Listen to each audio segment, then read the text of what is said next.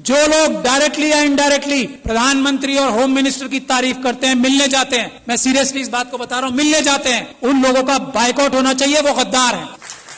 क्या बात करेंगे आप आरएसएस के लोगों से जो इस बात को तय कर चुके हैं कि हमें संविधान खत्म करके मनुस्मृति लागू करनी है? उनसे क्या बात करके और क्या समझाएंगे उन्हें? उन्हें सिर्फ ये जाके कह सकते हैं कि हम आपके पैरों में गिर चुके हैं, हम आपकी हर बात मानेंगे, सिर्फ हमें हमारी कम्युनिटी को धोखा देने का रास्ता बता दो। कैसे हम उनसे मीठी मीठी बातें करके, कैसे जज्बाती तकरीरें देके उनको बेवकूफ बनाएं और आपकी मदद करें, ये काम कर रहे हैं जो लोग उनसे मिलने जाते हैं। ये समझ लीजिए आप, उन्होंने सारी इंस्टीट्यूशंस जो हैं हाईजैक कर ली हैं। उन्होंने हम लोगों के, खास तौर पे SC ST, माइनॉरिटीज और OBC के जितनी टॉप लीडरशिप है सब हाईजैक कर ली। इस बात को जब तक हम तस्लीम नहीं करेंगे हम एक कदम आगे नहीं बढ़ा पाएंगे। अपने अंदर से गद्दारों को आइडेंटिफाई नहीं करेंगे हम एक कदम आगे नहीं बढ़ा पाएंगे।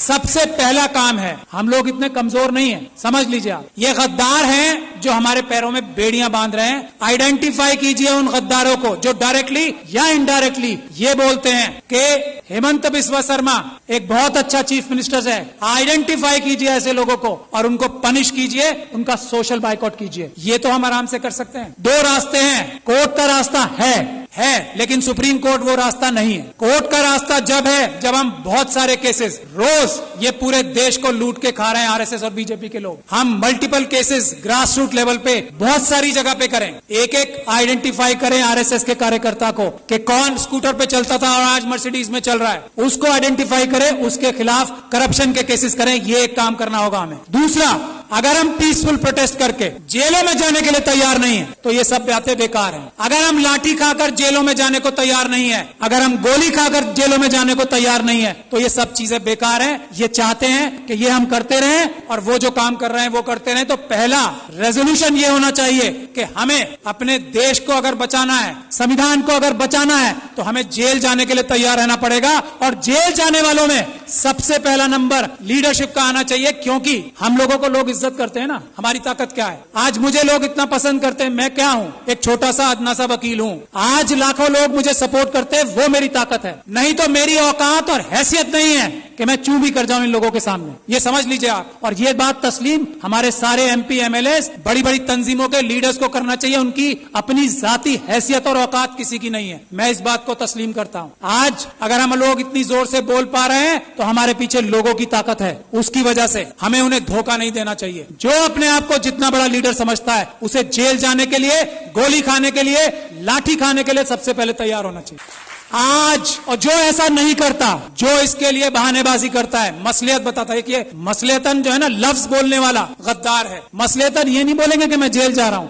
मसलियतन हमें प्रोटेस्ट नहीं करना चाहिए। गद्दार, बेईमान, ये हमें बोलना पड़ेगा खुल के, एक बात। दूसरी बात ये, हमारा सबसे पहला इशू आर्टिकल 1 होना चाहिए कॉन्स्टिट्यूशन का। आर्टिकल 1 क्या है? भारत की जो सीमाएं है ना उसको अक्षुण्ण रखना। चाइना 2000 किलोमीटर हमारी जगह खा गया है। हम किसी और मुद्दे पे बात नहीं करेंगे, दो मुद्दे हमारे शुरुआत के होने चाहिए। और हमें होम मिनिस्टर का, हमें प्राइम मिनिस्टर का घेराव इस बात पे करना चाहिए कि चाइना से हमारे देश की सेना अपनी जमीन वापस लेने के लिए बेकरार है। तुम डरपोक हो जो उन्हें रोक रहे हो, इसके लिए हमें प्राइम मिनिस्टर का घेराव करना चाहिए। ये आर्टिकल 1 है, इसके लिए करें। और आगे जाके गोली खाएं। इसके बाद क्या, 2000 किलोमीटर हमारी, जिसको अलग अलग जबानों से हम कहते हैं, कोई भारत माता कहता है, हम भारत देश कहते हैं, उसमें से 2000 किलोमीटर कोई ले गया और हम यहां बैठ के डिस्कशन करेंगे? नहीं, या तो प्रधानमंत्री इस्तीफा देंगे या वो 2000 किलोमीटर वापस लेंगे, नहीं तो हम मार्च करके हम खुद जाके वापस लेंगे। ये हमारा पहला एजेंडा होना चाहिए। दूसरा एजेंडा इस वक्त जो है वो है मणिपुर। अगर मणिपुर के लिए हम लोग प्रधानमंत्री का घेराव नहीं करते,